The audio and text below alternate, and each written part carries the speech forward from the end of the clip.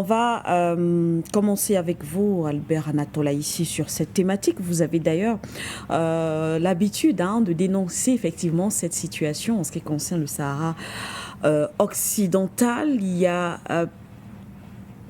on en parle, bien sûr. On sait qu'il y a encore quelques semaines, la France prenait bien sûr position en faveur du plan d'autonomie marocain sur la question du Sahara occidental. Une décision qui s'ajoute également à une série d'événements qui ont renforcé les rivalités régionales, notamment le rétablissement aussi des relations diplomatiques entre le Maroc et Israël. C'était en 2020, en échange de la reconnaissance par les États-Unis de la souveraineté marocaine sur le Sahara occidental, tel que l'on nous l'avait bien sûr présenté. Albert Anatola, ici, votre commentaire à propos.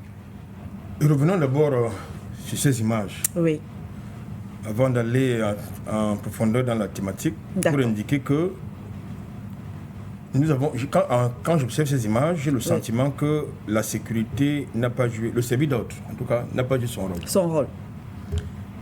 Lorsque vous organisez un sommet aussi important et qui va regrouper d'importantes personnalités, il y a le minimum qui doit être fait en ce qui concerne la sécurité d'une telle rencontre. Je crois qu'il y a eu une sorte de légèreté dans l'organisation d'un tel sommet. Et en plus, je vois dans la salle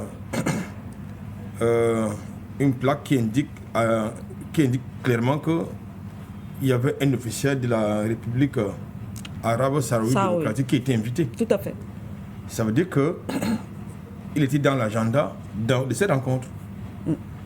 Et je pense qu'ils sont parfaitement bien informés, les Japonais, de la situation assez tendue que nous observons de ce côté-là, entre l'Algérie, la République arabe sahraoui démocratique et le Maroc. Et le Maroc, Et je pense que c'était une très mauvaise idée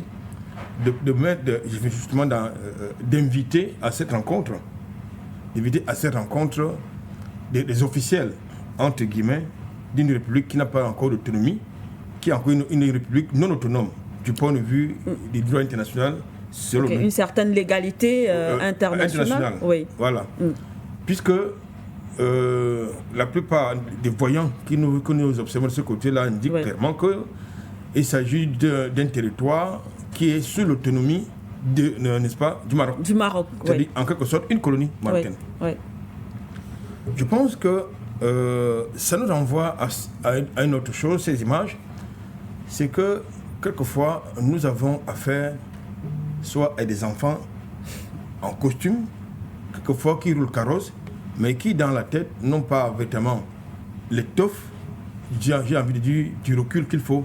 Lorsque vous vous retrouvez dans un milieu où il faut quand même faire preuve, n'est-ce pas, de pondération et de respect d'abord de soi, mais surtout du pays que vous représentez. Là, il s'agit clairement des diplomates. Tout à fait. C'est quand même Tout à fait assez étonnant. Nous avons l'habitude de voir et d'observer les empoignades entre les députés dans, soit en Afrique du Sud ou ailleurs. Là-bas, ça peut se passer que très souvent, les débats autour de telle ou telle loi, ça peut être très passionnant pour en venir aux mains.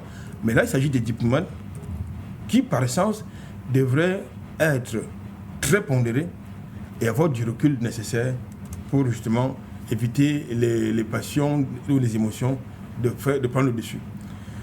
Comme je l'ai dit, quand je dis cela, je pense qu'on ne va pas, on n'est pas à la dernière, on ne va pas assister là à la dernière altercation. Non, j'ai envie de dire à le dernier affrontement, la dernière confrontation entre l'Algérie et le Maroc, sur le, n'est-ce pas, le Sahara occidental. De notre posture de panafricaniste, nous l'avons dit sur ce plateau qu'au XXIe siècle, il est inacceptable que certains États comme la France, Israël ou encore le Maroc, qui est soutenu à la fois par la France, l'Union européenne et les États-Unis, continuent à avoir, n'est-ce pas, des colonies. C'est absolument inacceptable. Et il vous souvient également qu'en 2016, non, bien avant 2016, le Maroc avait claqué la porte de l'Union africaine parce que justement l'Union africaine avait justement soutenu l'autonomisation, le droit à l'autonomisation, n'est-ce pas, des peuples arabes sahraouis. Oui. Alors, ce qui a valu donc au Maroc de claquer la porte de l'Union africaine, qu'il a finalement rejoint il y a moins de 4 ans. Nous pensons que c'est une question qui doit être examinée en profondeur, non seulement par les instances internationales comme l'ONU, si ça peut encore servir à quelque chose, mais puisqu'il s'agit d'une querelle africaine, ça devrait être géré dans pas l'institution continentale qui s'appelle l'Union africaine. Malheureusement, comme l'ONU, l'Union africaine est également absente dans les grands conflits, dans les grandes questions, dans les grands enjeux.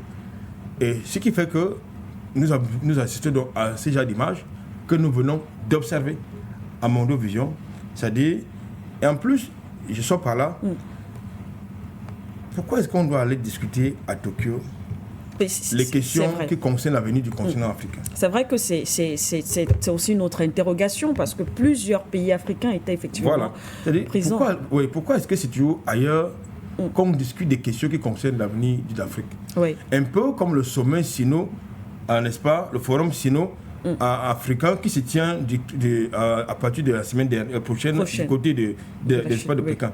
Pourquoi c'est toujours ailleurs qu'il faut aller discuter, parler des questions qui engagent l'avenir du continent africain? Ça démontre tout simplement que, une fois de plus, les Africains, ces États africains se prennent toujours comme étant ces pays-là qui doivent être assistés par les autres. Un continent qui est le déversoir des autres, des puissances internationales, des puissances économiques, des puissances politiques. Donc le déversoir, en quelque sorte, c'est un continent, il faut venir commercer, et non un continent qui est capable, n'est-ce pas, d'avoir une économie de production. C'est ça le problème. C'est-à-dire, pour certains dirigeants africains, le continent africain, c'est un continent où on ne connaît que l'économie, non pas de production, mais de consommation. Et là, c'est également un problème important qui mérite, de mon point de vue, un débat sérieux. C'est-à-dire qu'à l'extérieur du continent africain, on organise plusieurs sommets qui questionnent ou bien qui impliquent notre destinée, le destinée des peuples africains. Je voudrais, une fois de plus, dire qu'il est important que ce soit les instances africaines, les instances internationales comme l'ONU, ou même les instances, n'est-ce pas, arabes, s'approprient vêtement cette question de la République, n'est-ce pas, je veux dire, des territoires, n'est-ce pas, du Sahara occidental, parce que ça risque de créer un véritable conflit au nord du continent africain. Et ce n'est pas ce dont le continent africain a besoin en ce moment, c'est-à-dire un conflit afro-africain, et qui sera comme d'habitude alimenté de l'extérieur. Vous constatez qu'après plusieurs réserves, vous avez certaines puissances étrangères qui s'invitent dans ce conflit pour soutenir tel ou tel autre camp. Tout à fait. En violation de ce qui constitue, justement, j'ai envie de dire, le code de conduite des États membres de l'ONU, c'est-à-dire le respect du droit international. Merci à vous, Albert Anatole, ici, pour ces explications.